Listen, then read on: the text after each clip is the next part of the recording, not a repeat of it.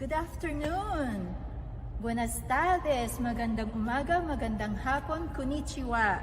I'm here with Sister Christy. I'm Sister Mary Lou of the Incarnate Word Sister. We are here to talk about our experience in Laredo Border Ministry funded by Hilton Foundation. Sister Christy, can you tell me one or two experience of your encounter in this border ministry project? Well, I met one person. His name is Daniel from Venezuela, and he was in his mid-20s and he came by himself, but he encountered many other migrants on his traveling. But one thing that really impressed me about Daniel was that he started traveling in February and he came to us in July in Laredo. So he's been over months, traveling, and he didn't even know where he was. He was in many detention centers from one to another. But when he finally came to Laredo, he was very excited. He was very happy because he's almost at his final destination. So, and we encountered him there in the closed room, and you can just tell the excitement of where he has been and where he was.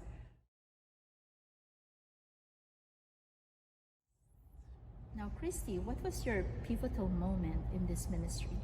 My pivotal moment was when I encountered the migrants.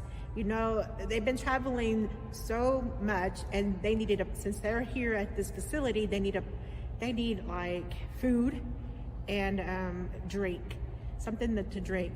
So during lunchtime, we would serve them whatever the kitchen staff had made for the day. And we had the two lines for them, one for the women and the children, and the other side for the men. And they would take turns of who comes up and gets served. But that was my pivotal moment. Another pivotal moment too was when the migrants all took turns, but they would share their cell phones with each other. One person didn't have a cell phone, the other one did, and they would just share each other's cell phones. And another one is when they didn't have any money for their next destination. And another migrant had money left over, and so they would give it to that person in need. And if it wasn't for somebody in need, they would even ask the facility if they can just give them as a donation to the foundation, to Catholic Charities. Now, Christy, why was it pivotal for you? Well, it was a moment for me because it looked like, instead of having the migrant be individualized, it seemed like we were all family, like everyone cared for each other. Now, Mary Lou, tell me the time that you heard about this ministry. Well, initially I was thinking about the border having so many people to be attended, to be serviced, to be ministered. So I was so actually excited about it. In fact, I really wanted to practice my Spanish. I was studying some Spanish on that time, and I had to visit a sister who's very fluent in Spanish so that there in the border I can understand some of the conversation, which was very helpful for me. And we had several meetings as well, and we actually in fact partnered with Cambodia Sisters.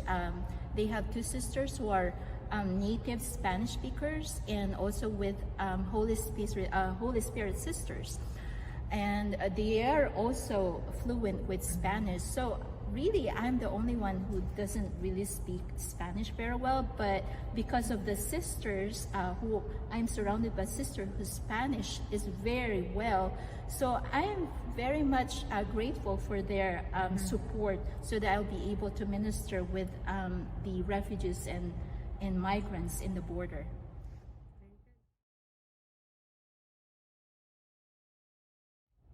Now, Mary Lou, tell me about your experience about one person or two that you have met there at the Laredo Center.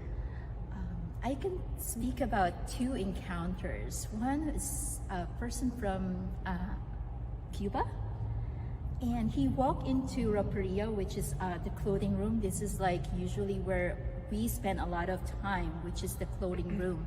We give them the towel to take a shower, and then we give them the clothes so that they can change their clothes. And Juan from Cuba, he walked into the clothing room and he has a very big smile, as if he won a lottery.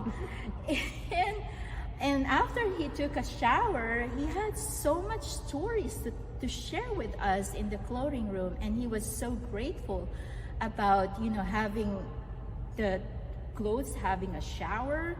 And he was talking about his experience, that it only took him 2 weeks of waiting, and there are other people who are still waiting there for months, and people from India and people from Sudan, they were stuck there, or either they're stuck or they're actually sent away.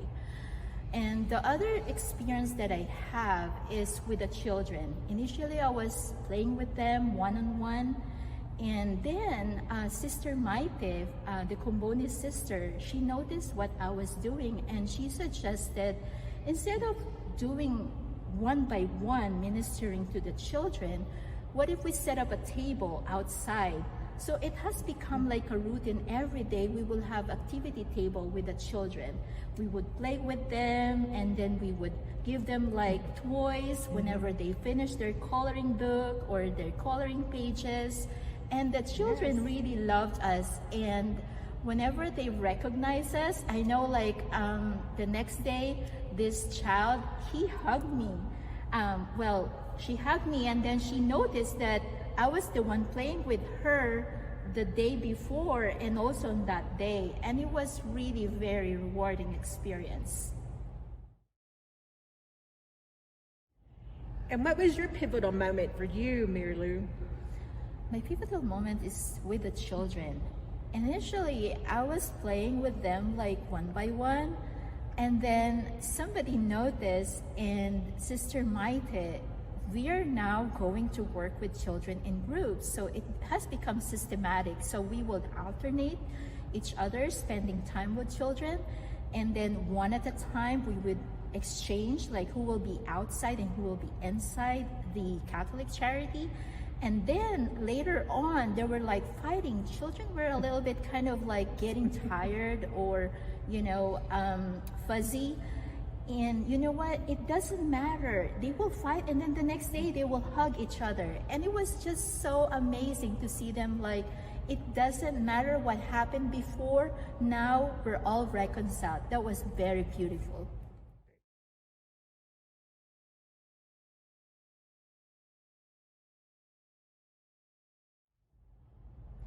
Now, my next question is about your routine. The first time you wake up in the morning, and then before you retire, what was it like, Sister Christy? We had a really good community, intercongregational, with 6 sisters all together. I woke up at 5:30 in the morning, and then we would have prayer at 6:30 as a community. And then afterwards, we would go to Mass at 7 o'clock. And then one team, because we were made up of 2 different teams of 3, and then so one team would have breakfast and the other one was preparing to go to their either to the ministry or just being quiet to themselves or however. And then at 8 o'clock we would have breakfast, and after breakfast one of the teams would stay back and wash dishes and clean up afterwards, and the other team was getting ready to go to their ministry at 9 o'clock, or they had to be at the ministry by 9. And then afterwards, 9 o'clock, they were there at the ministry, and we would the next team would come in about 1 o'clock. So we would trade off on our ministries, and then at 6 o'clock we would come back for dinner. You know, dinner was already prepared. And then after dinner, we would have a reflection of our day, of how God touched us. And then by 9 o'clock, we would either have recreation time as a group, or talk about amongst ourselves and see what the next day was going to be like, and if we had other questions. And by 10, I think we were ready to go to sleep.